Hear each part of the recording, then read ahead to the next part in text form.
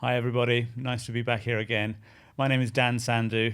I've been fortunate enough to be in education and in edtech for a number of years, and I thought it was a good opportunity to talk to some of the stakeholders, commentators and leaders in the sector to understand more about what's happening in education technology, post-COVID, and also a vision for the future. So this is a follow-up to the series of conversations. Today I'm joined by Caroline, Director General at BESA, who needs no introduction. Thank you very much for joining us, Caroline.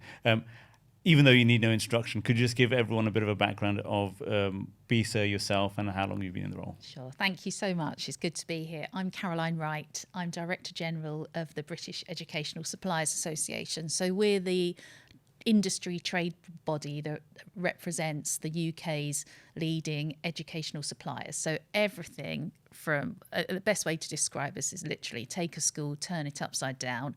Everything else that falls out, apart from the teachers and the kids, is usually made by one of BESA's members. So educational furniture, special needs resources, so the science equipment, the textbooks, the education technology, the classroom resources, they're BESA's members. Thanks, Caroline. You've been at the helm of the organisation for over 10 years. Congratulations on that. And over those 10 years, there's been such a change, which I'm sure is the case in education every 10 years. But that sort of coincides with the time, predominantly the time I've spent in education. What do you think have been the biggest changes in education technology, either or both? Oh, that's really interesting. I think probably from two sides to that, from a demand side from schools and from what government's demanding. I think probably the biggest change that I've seen in 10 years, it's quite interesting. We've seen more of a move to a centralised approach from the Westminster government in terms of what they would want. We're seeing multi-academy chains, kind of a drive to academisation. We're seeing a drive to kind of centralised procurement. So quite interestingly, from a Conservative government point of view, that's something I wouldn't have necessarily expected if I was 10 years ago looking forwards. I think from a supplier side, we're increasingly seeing a lot of consolidation within the edtech sector, lots of companies coming together rather than necessarily quite as many startups. And I wonder whether that's as an impact of some of the things we've seen happen over the last few years. But I suppose one of the key things that sort of 10 years ago we didn't do as much of, it's really the international focus of edtech and education supplies. There is a huge and growing demand internationally, and we're seeing more companies looking to start off their growth journey internationally as well as in the UK. I mean, yes, I've seen most, if not all, of that change. How has the role of BESA changed and the expectations of members and the relationships with those members? I think probably our core purpose hasn't changed. Actually, our vision and mission is to support the success. There's two. It's to support the success of our members, but the secondary and really even more important focus of that is, and by helping them to commercial success, we will drive forward and improve global standards in education by helping support teachers and learners. So that's remained the same, but I think the way we go about achieving that is very different because companies need different things from us. So I think we have become a lot more involved in potentially speaking out and sharing our research and evidence base that comes from talking to our members and surveying schools with decision makers and opinion formers and policy makers. So sharing that with governments, and I mean sort of internationally and in the UK, and also supporting our members in different ways. We're seeing, a lot more of a focus on investment and sort of younger companies needing help and support on how to navigating a much more complex UK education system. So it's the different ways we can support them. Very much more of an international focus, very much more of a focus on trying to help represent the industry in some of those government relations would be the key. And during your tenure as the head of BESA, you've seen a number of governments, a number of leaders, but you've also been through, not surprisingly and no different than before, a number of Secretary of States. Given your insight into education, if you magically were dropped into the role of Secretary of State today, what changes would you implement? What do you think would be the top 2 or 3 things that you'd want to change immediately? Well, do you know what? That's so tempting. but actually, I think I'd really have to.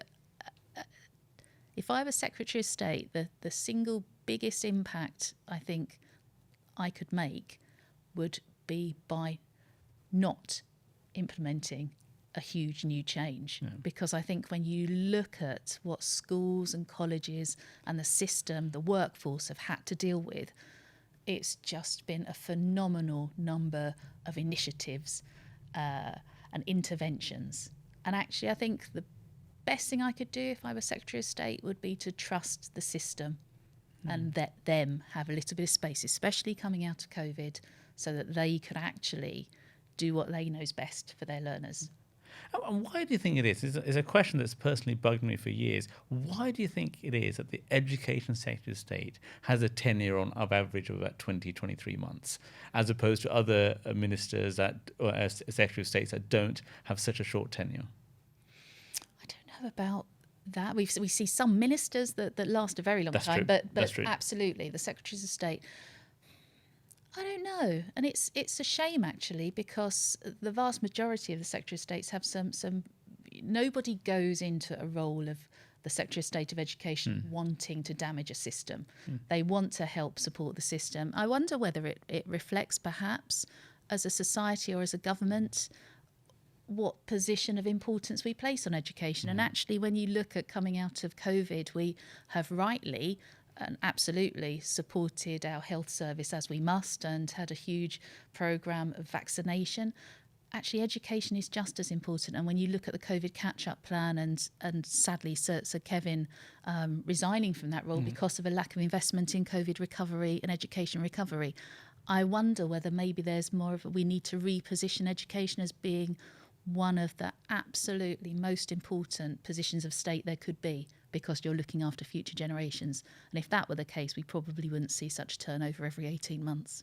I think that's so true. And education is a nation-building tool, for want of a better word. I think it doesn't get that kind of credit that it should do. Let's see. Let's hope that changes in the future. Just into a bit more detail now. I mean, Sparx is in education technology, so just an ed tech question for you. What should ed tech be doing to make sure they're more deeply embedded into policy discussions as and when the government gets around to it? I think we need to take pride as a sector, and actually EdTech companies have a huge amount of knowledge of what's working, not just in schools and colleges in the UK, but around the world. I was really struck as COVID came around the world from the insights of EdTech companies that had gone through school closures with some of their clients in Asia and then across the Middle East before it reached the UK. And they were really able to help support some of our UK schools in knowing what had happened, getting them up and running really quickly in terms of home learning. So that's just one example. We have a lot of evidence, a lot of insights. I think we should speak up more clearly. And actually, I take that on board of BESA's role. I would like us, rather than perhaps reacting because we're very, very busy as an industry, into being perhaps more forward-thinking, maybe some more policy white papers on what we as a sector working together know would work or could work, and actually engaging in a vision-making process with government and officials rather than necessarily perhaps reacting to policy. It's really interesting because I look back a few years and there was a lot more engagement about EdTech companies being involved in visioning inverted policy, and maybe that's just taken a back seat recently. In terms of COVID, etc., I totally agree. You know, at Sparx, we across Europe, the first big outbreak was in Italy, and one of our schools out in Italy was one of the first to close for us, and it was a learning for us in terms of what was happening, what was due to happen, which we never quite expected how tragic it would be. Onto a more topical subject, and we are now sat in June 2022. The government has put forward a proposal about having an arm's length body under the guise of the Oak National Academy. What do you think would be a good amicable outcome? Because it's easy to look at the kind of pros and cons on either side, but what would be a good amicable outcome which would retain what the vision was of Oak without necessarily it becoming either anti-competitive or causing an issue with other edtech providers? Yeah, I mean, hey, we need to acknowledge what Oak did, and particularly Ed Vanker at the Reach Foundation was phenomenal and incredibly helpful and incredibly important, and we should keep it. Yeah. Oak, the video content, the support it provided to teachers and learners. My own children looked at it during that kind of a very initial emergency response, along with all the other fabulous resources of BESA members, obviously. Yeah. But it's a really important tool, and we should continue to make sure it's accessible for sort of, home days and snow days. Yeah. But what we need to do is to really take a step back and look at what is it that schools need now? What is it that the workforce needs now? What are the pain points that teachers are saying where they need government money, support, and extra help and support? And from BESA's research of tens of thousands of schools every year, it isn't free curriculum resources. Yeah. They tell us it's infrastructure, it's budgets, it's teacher CPD. Yeah. So what we really need to do is actually focus and help, and we're very, very keen to engage with government in a dialogue of how we can help support schools so that they can use high quality curriculum resources. There is no shortage of high quality curriculum resources, whether they might be from the existing Oak video library, commercial publishers, subject associations and school groups. What can we do to use what we have out there already without generating more work, more cost in producing more, and actually helping support teachers, classroom teachers and head teachers by giving them the time and support to implement a curriculum really effectively. So I think there's very much a role of guidance for an organisation like Oak or whatever government department guidance they might want. I think there's definitely a role in helping signpost and support schools.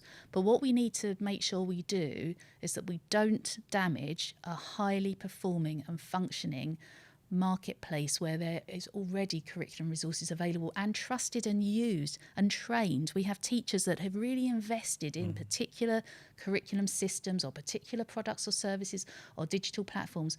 Do we really want to make them move across to something else because it's perceived to be Ofsted proof? That will add an extra layer of bureaucracy for schools. It's actually looking at what support do schools need, what are they telling us, and going from there. And I'm sure there's a solution that can accommodate everybody, but we need to make sure we work together rather than it being a kind of them and us type situation. Yeah, that's good. I think the listeners will be really interested in that. Thank you for that. In terms of one of the comments you made earlier about international, what role does BESA play in supporting members who are looking to go international? Because a lot of BESA members do take that step and grow internationally. What role does BESA play in that? Oh, it's one of the most exciting and inspirational areas, I think, when you can see the impact and benefit that sort of our UK suppliers can have when they work internationally and help support systems. So BESA itself, we have an events team that work very closely with the Department for International Trade on running the kind of the UK pavilions at the major education exhibitions around the world. But on top of that, more strategically, what we can do as a team is we talk to members and sit down with them and talk about their international priorities. What's their product? We can give them the insights we have from our contacts around the world and our knowledge and reach to share with them and talk to them about target markets on where they might be best focused. Many companies, the size of a typical education company is not a global, very large company. They often have limited marketing teams, limited sales teams. It's actually about where they can have the biggest impact for the expenditure of trying the international market. So we can really help support them on that front. We can also, through BESA as the industry association, we can help companies, be more than the sum of their parts because we're representing British expertise. So we can open doors for conversations with ministries and organisations to help showcase some of the best of the UK companies. So it's really exciting. But what I would also say, finally, as well as just what the BESA team can do, I think the most important value is BESA members talking to BESA members. And we have an export special interest group where our companies that are educational exporters come together, and actually it's a real sort of community spirit, and they can share knowledge and insight and intelligence that help each other. So it's being part of that community. Oh, that's fantastic. I've always felt one of the best exports out of the UK is education. Absolutely. We have 1,000-year pedigree, so if we can't get education right, it's a good one. And I think wherever we go, and I've been in conferences in distant parts of the world, and it's always great to see a UK brand, which it always attracts a lot of interest. And that pedigree is something that really helps us both in education services, but also in education technology. During the course of my chats, I've been asking people to raise questions which they'd like answered. And one of my eminent guests recently asked the question of how do we ensure, from a policy and practical perspective, we get organizations, governments to focus on what really matters rather than the shiny building. So how do we get that focus from a policy perspective of impact and making a difference over short-term shiny options which are there for more razzmatazz? That's a great question, really important, and it would be good if, it would be nice if we managed to crack that one. I was at the Education World Forum recently, and I can't remember who mentioned it, but I was really struck by one minister saying, actually every education minister, or actually frankly every politician, should have a photograph of a school child on their desk and actually look into that school kid's eyes every time they're making a policy decision and saying, will it really help them? So I think that's I think that would be something that we might get some different policy outcomes if every politician did that. I think also perhaps just trying to take, wherever you are in the world, whether it's a 2, 3, 4-year cycle of elections, actually education should be, the consideration should be made longer than the next electoral cycle. And actually the Foundation for Education Development, the FED, are doing a piece of work which is actually trying to take the politics out of education by looking at a long-term. Are there areas of education that there could be a long-term consensus for? And then you can start sort of taking the initiatives out and putting more of that actually really beneficial policy in. I think that would be interesting. And that's really interesting. The political cycles in most countries dictate decisions which are very difficult then for a long-term sustainable outcome. Brilliant. Final question for you. What question in education would you like me to help answer through questioning my future guests? Oh, wow. I am always interested and like to hear about what would they recommend they would do to help tackle inequity in education? Well, I will raise that with a future guest. Fabulous. Caroline Wright from BESA, thank you very much for being here with us today. Thank you very much. Thank you everyone for listening in. I look forward to catching up with you in a future conversation with industry colleagues, commentators and experts. Thank you.